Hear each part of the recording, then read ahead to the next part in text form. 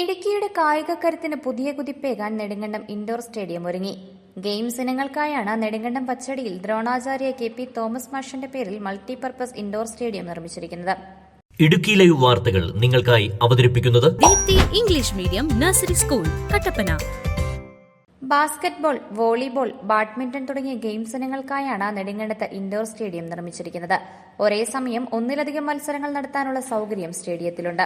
Badminton മത്സരങ്ങൾക്കായി ഒരേ സമയം 12 കോർട്ടുകൾ സജ്ജീകരിക്കാനാവും. ഒന്ന്, നെടുങ്കണ്ടത്ത് ഇപ്പോൾ നിലവിലിരിക്കുന്ന സിന്തറ്റിക് സ്റ്റേഡിയം.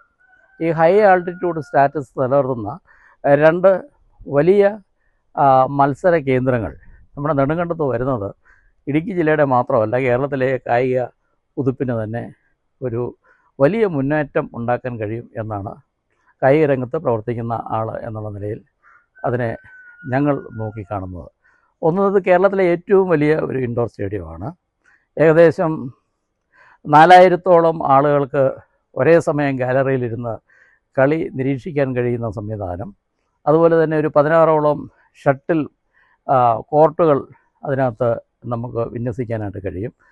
4 വോളിബോൾ കോർട്ടുകൾ, 4 ബാസ്കറ്റ്ബോൾ കോർട്ടുകൾ തുടങ്ങി ക്രിക്കറ്റും ഫുട്ബോളും ഒഴികെയുള്ള എല്ലാ ഇൻഡോർ ഗെയിമുകൾക്കും പറ്റിയ ഒരു മഹത്തായ ഒരു ഇൻഡോർ സ്റ്റേഡിയമാണ് കേരള സർക്കാർ നെടുങ്കണ്ടം പച്ചടിയിൽ ഇപ്പോൾ ആരംഭിക്കാനായിട്ട് പോകുന്നത്.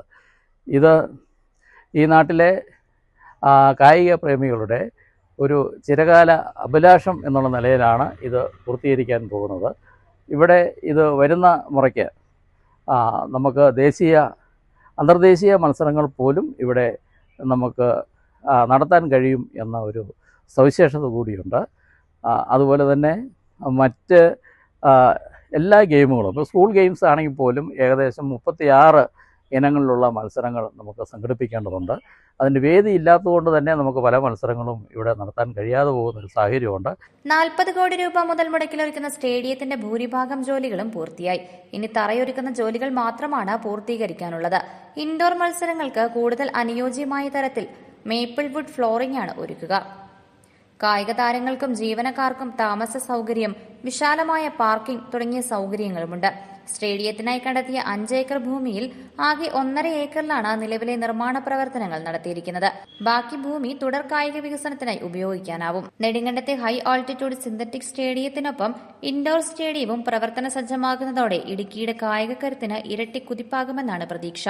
Idukki live news Nedumkandam. Idukki live വാർത്തകൾ നിങ്ങൾക്കായി അവതരിപ്പിച്ചത് കുഞ്ഞുങ്ങളുടെ ഭാവി സുരക്ഷിതമാക്കൂ. Deepthi English medium nursery school Kattappana.